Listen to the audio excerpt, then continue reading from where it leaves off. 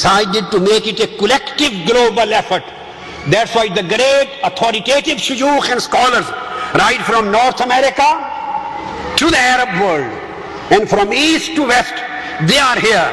And I congratulate and I am thankful to Jami al-Azhar, the Grand Sheikh al-Azhar al-Imam al-Akbar, al-Dr. al-Sayyid Ahmad Muhammad al-Tayyib. He has sent his very big, high-ranking delegate under the headship of the President of Al-Azhar, sitting President himself. They have supported and endorsed this conference.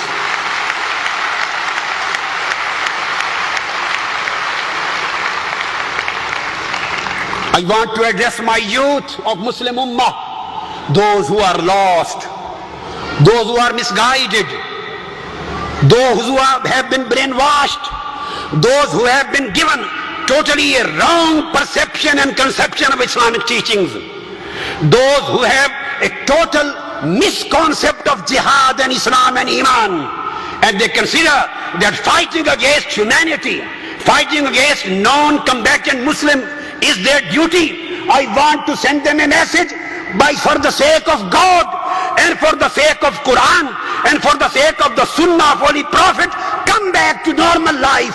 Whatever you are doing, that is totally against Islam.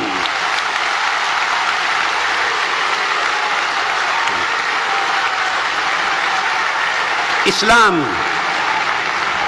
is just about peace. Islam is just about tolerance. Islam is just about openness. Islam is just about love. Islam is just about accommodation. Islam is just about mutual trust. Islam is just about mutual respect. Islam is just about a dialogue, culture of dialogue. Ud'u ila sabili rabbika bil hikmah. Islam has nothing to do with any act of terrorism. It may be in any form, it may be in any kind, may be in any manifestation. We reject every act of extremism and terrorism in its totality, unconditionally and in absoluteness.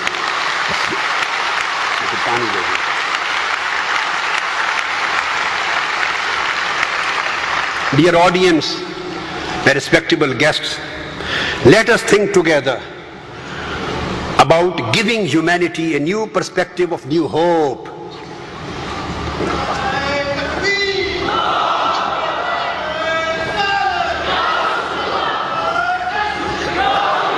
Let us make this whole world a global village, a global village of our own family,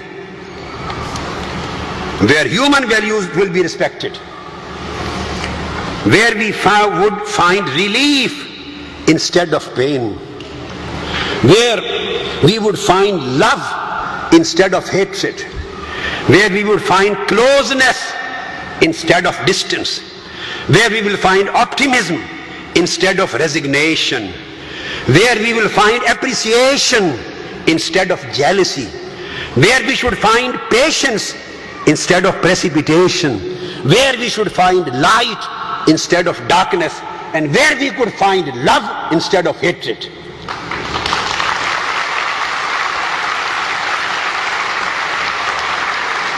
Allow me to use a metaphor.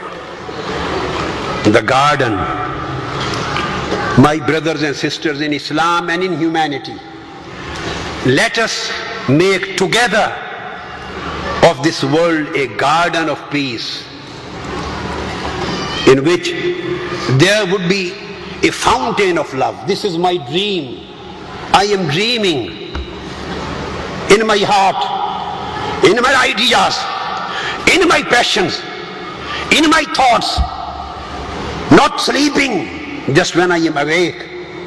Whenever I write, whenever I walk, whenever I travel from one end and one coast of the world to other, this is a dream which I see in open daylight. And dream is, let us make, and I want to see a world garden of peace, where we could see a fountain of love, and from this fountain would spring the rivers of freedom, compassion, generosity, mercy, benevolence, and mutual understanding. And these rivers would bring their water to humanity and morality.